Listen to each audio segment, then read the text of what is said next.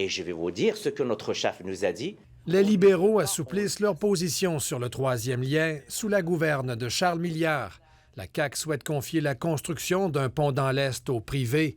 Monsef Déragi croit que l'idée a du mérite. On ne peut pas parler de la mobilité au niveau de la grande région de la capitale nationale sans avoir comme réflexion le troisième lien.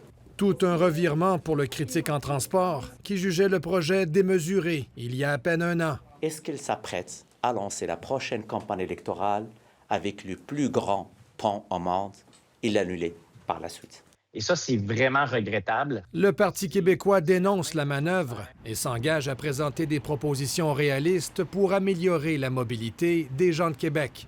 En 2021, la CAQ promettait de bâtir le plus gros tunnel au monde entre Québec et Lévis.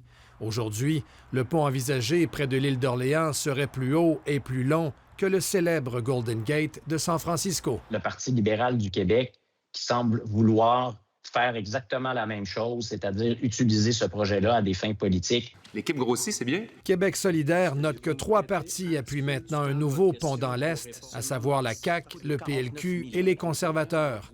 Or, la Caisse de dépôt et placement prévient que la demande véhiculaire ne justifie pas un nouveau lien autoroutier. Et l'étude origine-destination de 2023 évalue que seulement 4 des automobilistes de Québec se rendent sur la Rive-Sud quotidiennement. Moi, je ne suis pas dans les temps de congestion. Je suis dans le fait qu'il est important de sécuriser notre réseau. Le ministre des Transports maintient qu'il faut bâtir le troisième lien pour des raisons de sécurité et qu'un appel d'intérêt international sera bientôt lancé.